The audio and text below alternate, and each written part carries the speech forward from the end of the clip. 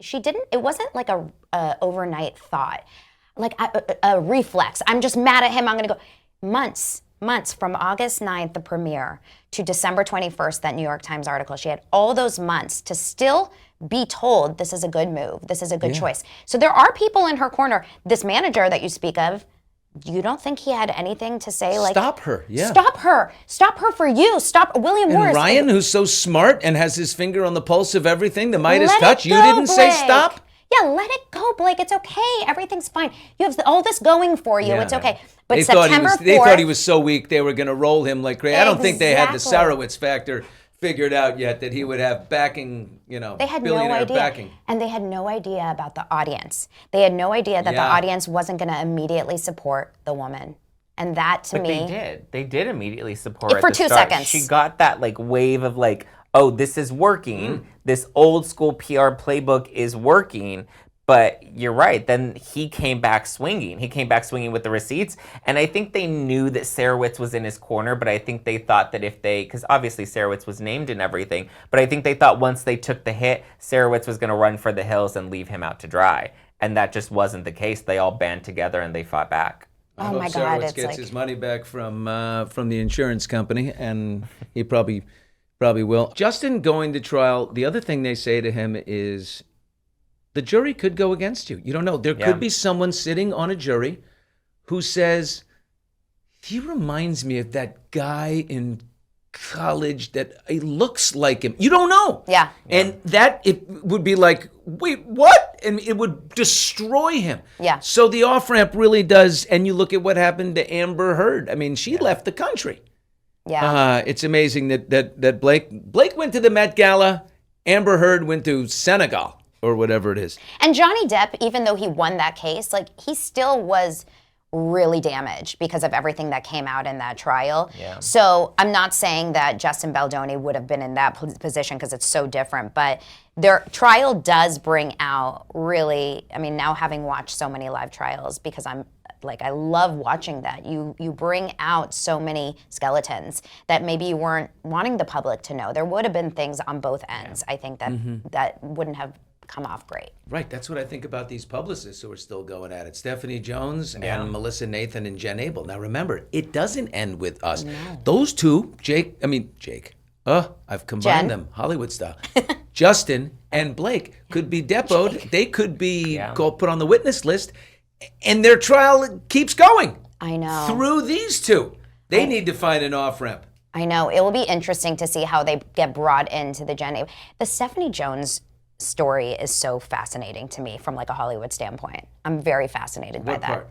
Just because I think that she was, and you know, tell me if I'm wrong, but I think she was the catalyst to all of this. She was the ember. The ember and that burned down the the She doesn't Palisades. feel that way. I mean, she's the one driving hard to clear her name. I mean, if you spend some time on the phone with Stephanie Jones, here's the thing about all of this. I bet if you spent some time with each of these publicists and you talk to them about their case, you're going to walk out and say, like, oh my God, Stephanie Jones actually has she's got receipts.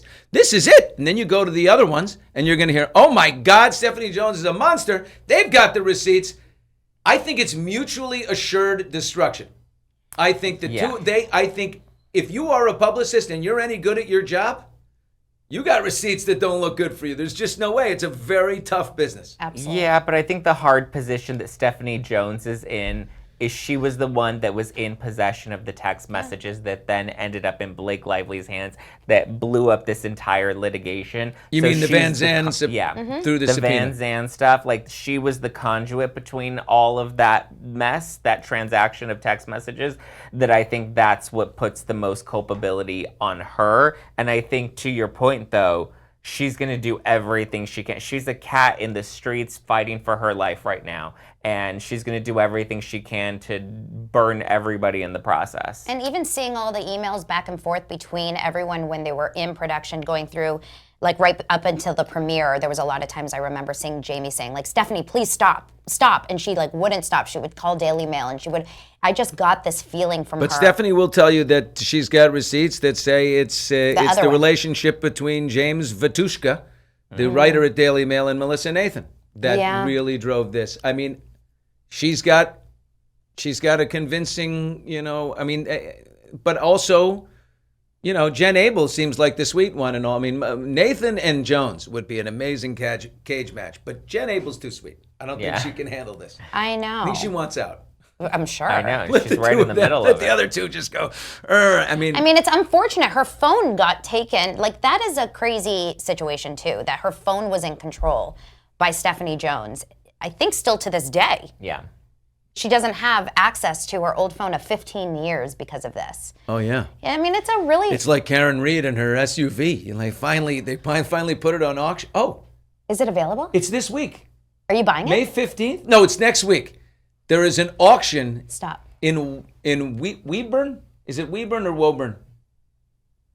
Woburn. Woburn. Close. The Massachusetts people pronounced it. It's crazy, right? Worcester. No, it's Worcester. Yeah.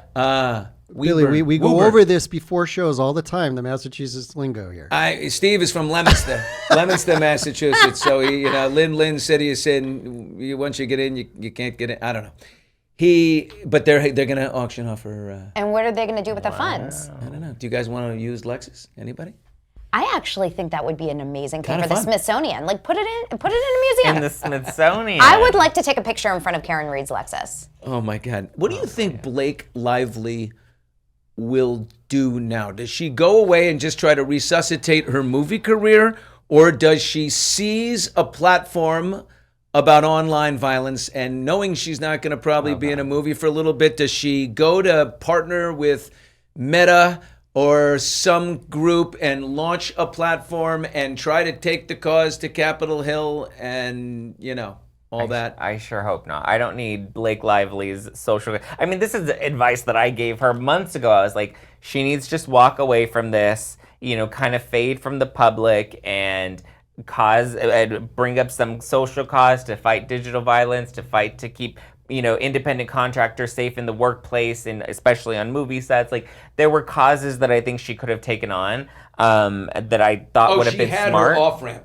Yeah. As soon as they look, you could sue your lawyers and be like, "How the hell? I'm paying you $50 million minimum so far, probably more like 70. Yeah. And you guys missed the fact that the California and New The Jersey have jurisdiction. different statutes for sexual I harassment." think that's going to be the route she goes in. She should have ended this a long time ago, and she could have, or when I always said her best case scenario was the judge gutting her case, because then she can say the law is against women. I'm going to continue to fight for women. Lay low, do a few baby-to-baby gala charity events, show your face in, only in philanthropic ways, and just kind of let the dust settle. But I think she's not going anywhere. I think the Met Gala was the perfect example that, like, she's going to shove. I mean, she did it at SNL. She did it at Time 100. Now we see her continuing with this strategy at the Met Gala. So she's not going anywhere. She's going to go hard. Comment think- on the screen. Blake will do exactly what she did at the Met. Pretend like nothing happened, says Val, the model. She's also going to show up to Taylor Swift's wedding. In some weird way, we have a feeling that she will be invited to Taylor Swift's wedding. No. Yeah. Yeah. No. I think she'll be there. Go to Poly Market. Can we start a Poly Market? That would be a great one. Are we Polymarket or Kelshi? Which team are we on here? I don't know. Okay, but I bet You there's... think she's going to be that they're going to heal their divide? Remember, a year ago, almost to the date, Brian Friedman said, "I have it on great authority from a source who would know." We all assumed that was Papa Scott Smith. Yeah, Scott Swift, her father. That Blake threatened Taylor, "Destroy your text messages, or I will do this, that, and the next thing." There's no way. I don't know. I just think that there's a world where she's been trying to heal those relationships behind the scenes over time. I know Blake's motivation, but what's Taylor's? Well, I mean, Taylor got exposed. On She her was beautiful very... day, that's all people are going to talk about? I know. That's why I'm torn. But I do think there's a chance that we're going to see Blake at the wedding. I mean, listen, Taylor's just as awful. We've seen just as terrible as she would. The second Blake said, "Hey, come and help me, bulldoze this doofus director," Taylor was like, "Tell me when. I'll be there." Hey, And Billy, she hey, showed guys. up and fell in line, and then they cackled about it with Ryan Reynolds afterwards. So they're they're cut from the same cloth. And so I think now that the dust has kind of settled and Blake is out of this litigation and the headlines are being favorable to Blake again, I think that headlines. there's a chance that Taylor will give her an opportunity to I come think back if Blake Lively is at that wedding, it's in a red wig with a mustache serving Caviar. drinks. I was there. The only thing that made me question that, and this is because of my friend Molly, who's a big Taylor Swift fan, shout out Molly, she's watching. She said that Ryan Reynolds being unfollowed by Travis Kelce is the only thing that she thinks. Remember he unfollowed him? Yeah. God, that had to hurt your manliness. Yeah. So that's the only thing that maybe... Ryan struggles with manliness. He owns a soccer team, but he's so metro with his untuck it shirts, his jackets, his untuck it look. And his voice that goes really high when he talks about things. Yeah. He hated Justin Baldoni because of this Man Enough story, this Man Enough thing. I think Justin triggered them because he genuinely was everything that they pretend to be. The facade that they put on about how they're good people and they give back and all of this BS. I think Justin and Jamie very much personify that, and that's what triggered them. Yeah. Steve has been. Steve, what's going on? You okay? He wants to hop in. Yeah, Too well, much I got some live Polymarket. By the way, I know they might not be able to hear me. Oh, we got Polymarket. Polymarket? Okay. Yeah, so Blake Lively right now is rolling at 25 cents at 23% to attend the wedding. We have a whole list of celebrities, by the Wait, way. this means we- 23% chance. You're in the hunt. So this Lacey is what Adams we should is be at betting. 90. Because when it's a low amount, if it's 23%, though, you get a good return. I'm all about gambling. Who's at 90% to go to the wedding, Steve? We got Gracie Adams at 90%, selling at 97 cents. Patrick Mahomes is at 85, less than Gracie Adams. Oh, Patrick, 85, he's 100. Yeah. Also, Jack Antonoff is at 63. Oh. That's money right there. He's going to be there 100%. He Yeah, writes but all Taylor this. Swift. I thought Lena Dunham and Taylor We got to Swift fix were her mic. We got to friends. fix her mic. Don't make that face. Eat all Wow. the cake. Oh, someone's coming in to fix Donna's mic. Oh shoot, I'm sorry. It just goes back and forth.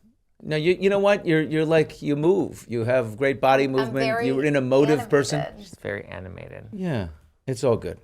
Sorry. So we think that some people think that Blake will just. I think the smartest thing for her to do for a while, if she can calm the voice in her head, Voices. is just nothing. Yeah, I think that's the best strategy, is do Anne Hathaway. Lay low, go away. Taylor Swift did the same thing. Go away. I mean, I don't think anybody wants to see Blake film a documentary while she's away like Taylor did, but I like bet she does. oh my God, Oh, please don't. Taylor was brilliant. She Taylor moved was- to Europe. She went away. She came back, and had the biggest cultural music moment in history with the I biggest bet tour ever. Blake and Maximum Effort are working together on some sort of project. Which, by the way, she please should have no. never left Maximum Effort to do any project with any other movie. It should have always been a Ryan Reynolds directed and produced film, because she didn't get any power. I mean, she would have gotten all the power that she craved. Well, had Paul she just- Feig gives her all the power she wants. Paul Feig. Oh my God, this guy. That's Bang, what she's going bang. to do. Another simple favor. Oh, please. With her the fourth second twin. one was so bad. It was Another simple favor unwatchable. again. Yeah, it was horrendous. I don't want to ever see her on screen again personally, but I have a personal feeling about I that. had a conversation with an executive at Lionsgate, and I'm like, I mean, obviously you're not going to do it anymore. She's like, I don't know. She's really good business. And I was like, are you crazy? Are you, because what's going on? I don't even know. I'm like, you don't know what's going on with all of this stuff? You're not watching? She's like, nah, I mean, it's like the movies do well. It's like, What? And I'm like, wait a minute. I can't believe I'm hearing this. But every single person I talk to in the industry despises Ryan and Blake. Like every writer I know, every producer I know, every director I know, actors. Like I get a lot of DMs and I talk to people in LA. Like you speak, but in public they don't say it. No But one there's says it. there's that Hollywood sort of economy that, I mean, I was talking about this the other day, that and we touched on it earlier about the mainstream publications, and then you versus social media and the comment sections and podcast and all of that, the new world, old world, and how it divides. I mean, Variety, The Hollywood Reporter, IndieWire, Deadline Hollywood, Deadline. all owned by Penske Media Corporation. They also own Dick Clark Productions, and now all the award shows.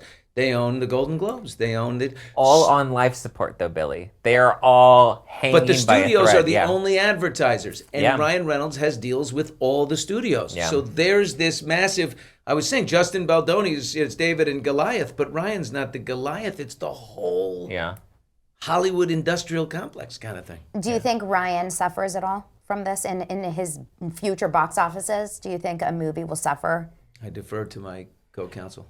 I don't know. I mean, I don't think the people that watch Ryan Reynolds movies care about this type of stuff. Like the Marvel audience, like so many dudes, I mean, yes, their wives are following this story, but so many dudes that love Deadpool don't really care. They still idolize him. I've run into so many of his core audience that's just like, oh, like they're like, that sucks, but like they're still gonna go see his movies. Yeah, they don't really care about personalities off the screen. I mean, it's kind of like the sports story about Mike Vrabel. Like he doesn't really get a lot of flack from his male audience that likes the Patriots because it's like men will be men. Like, yeah. And they like the Patriots. And I think with Marvel, they're loyal to Marvel. And with The Deadpool, brand. they're married to it's the brand. It's not so much Ryan. I mean, it's more of a Disney thing. Can Disney replace him with somebody else? I don't think that they will, but like, it's just, I don't know. I don't think his career will suffer nearly as much. So funny you said that men and women. It's like, Blake's biggest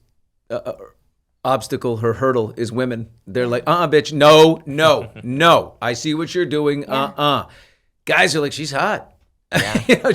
Yeah. You were mentioning the Vrabel, the receipt. I mean, look at Vrabel's like, I got to go away for a week and then come back and kick ass with the Patriots. We made it to the Super Bowl. You're not going anywhere. You're winning. That's all and then that I think cares. of Tiger Woods. Yeah. Tiger Woods was not the man we thought he was. He had this whole image that it just crashed down. But then Tiger Woods did something called win the Masters again. Yeah. And the players, and we love a winner. Will Blake, if Ryan writes her an amazing movie and puts a bunch of money behind it, and it actually is a great movie, and she's great in it somehow, is that it? We just like a winner? That's back? the only Oh, way. good. That's the only way she's back is if he gives her that, and I think he will give her. If he doesn't divorce her, if he isn't so pissed that he pissed away so much money, millions of dollars, just trying to help her battle this litigation, then if their marriage survives, then that's her saving grace, is that he'll give her a career moving forward. But then again, like Hollywood in itself, like that whole world is kind of just growing stale as new media is coming to the forefront, and we're in that weird transition period to see how Hollywood's going to fight to stay alive. I mean, now award shows are moving to YouTube. Yeah. Yeah. It's so true. Right. It's all... Yeah, but I don't no. There's still a lot of power in it, and they got to hope that this is enough. But I'm just stunned when I watch the coverage of Vogue and People and all these people. They're tone deaf headlines, and then you look at their comment sections, and it's like, Yeah, but who's watching Access Hollywood That's and what I mean. Extra? And I mean, which one got canceled? I don't even remember. But Access Hollywood. Access. So who's watching E News? Like never, Nobody's watching never. E! News anymore. I go to YouTube. I turn on all of our shows to figure out what's going on in the news. I will scroll Instagram to see a little clip, but I'm not turning on NBC, to see more the news at night. I mean, my grandparents are. To see what's going on 2 days later. Yeah, Yeah. exactly. I used to get the scripts at Extra. I mean, sorry, I love everyone there. They're lovely people. But I'd be like, guys, it's so fucking old. Boring and It's boring. old, and it's just the headline, and there's no insight and no opinion and no point of view. And like, I want something to grab onto. That's why I don't even get offended when I see these mainstream media headlines as much, because it's so obvious that it's going to go that way. But I think people right now, and that's good and bad, that everyone is a kind of a conspiracy theorist. Everyone immediately is to distrust the headline that they see.